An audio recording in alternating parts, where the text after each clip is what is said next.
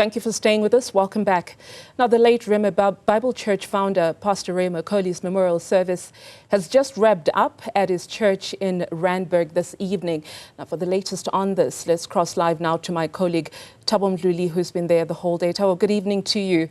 It's been a very long day for the friends and family members and, of course, congregates of the late pastor. Can you take us through how the day progressed today?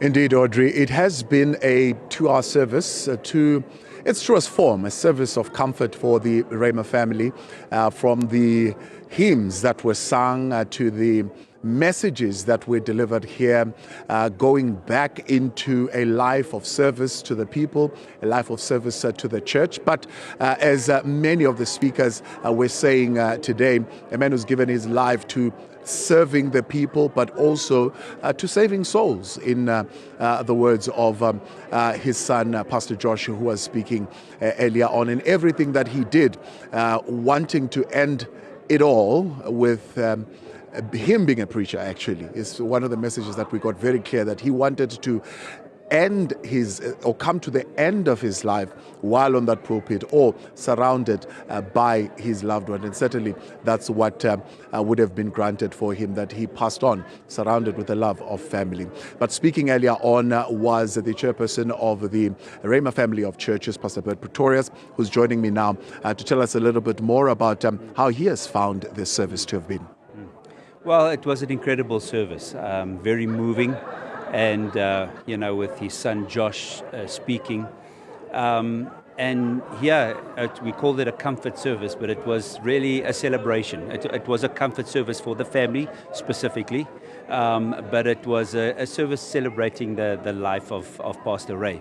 And yes, from the moving words of his son Josh, and I think what came out was the humanity.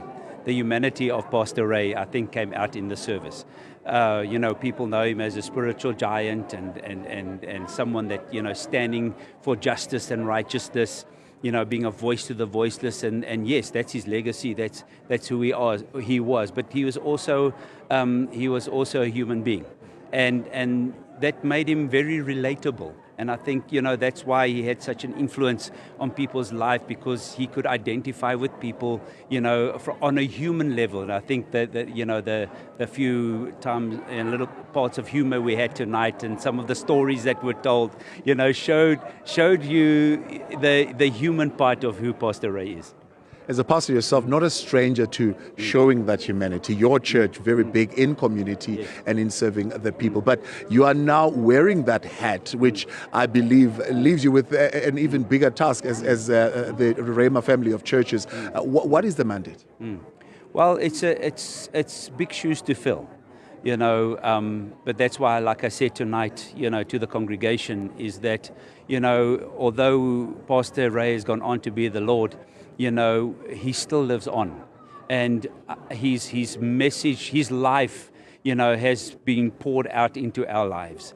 And he's got, there's many sons and daughters, in South Africa, throughout the world, that I believe is going to continue carrying that mandate. And we don't know if we can fill those shoes, but we're going to definitely try. But that's what he did, being involved in the socio-political sphere, right in the 80s, taking a stand against racism, and the church opening up. He even, which was illegal at that time, what they did, but he took a stand in 1990 in the Randburg, with a declaration that was made where they said that apartheid was a sin.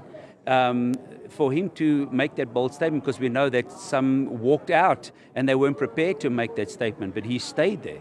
He stayed there, and then he went, as we heard tonight, without permission, went and took the mic, and he declared it as sin, so he went and made a public statement. That's Pastor Ray.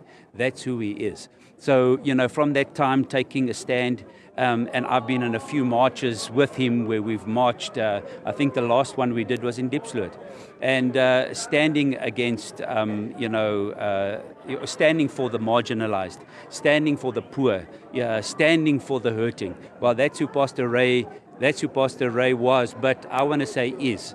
because he's continuing it. You mentioned our church, but it's not just our church. There's great, great churches of the biggest ministries in this country are sons of Pastor Ray, so the legacy is going to go forth. Prophetically, he had declared 2 weeks ago when he was preaching that the best is yet to come. Yes. George saying almost, also prophetically declaring his passing and an end of an era, but a beginning of a new one that's even greater and that's even the best that is to come. And you speak of the boldness of the church. What does that mean in this new age that is coming?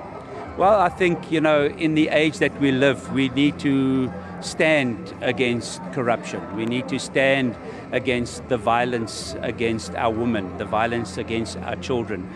We need to stand for the poor, come up with solutions.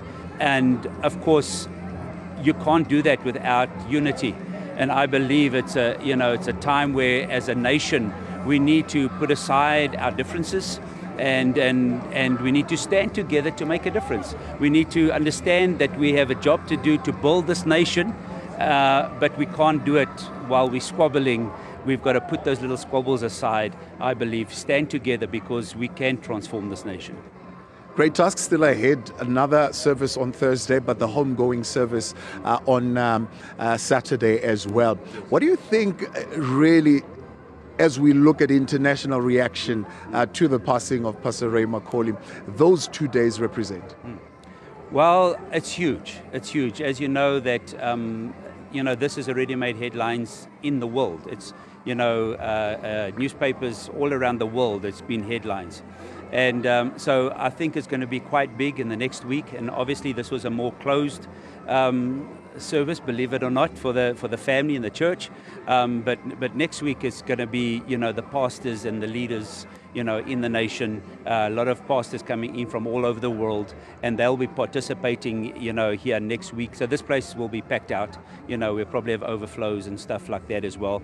And then, of course, coming to the funeral, which is also, going to be, the laying to rest of Pastor Ray, and that will be the 19th. So both of them, yes, it's going to be huge, and we're looking forward this week celebrating Pastor's life. Pastor Bert, much appreciated. Thank you very much for coming on. Pastor Bert Pretorius, he is chair of the board of the Rhema family of churches, speaking earlier on about the legacy that still continues of Pastor Ray McCauley.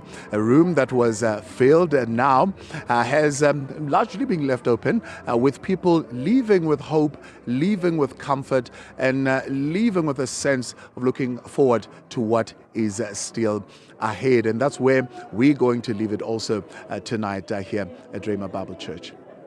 All right. Thank you so much, Thabo, for giving us that overview of what transpired today for a man who has been known to have worn many hats in his life, from a bodybuilder to, of course, saving souls, as he has been described by his loved ones at his memorial service. Of course, we're learning once again that his funeral is on Saturday the 19th. That's next Saturday.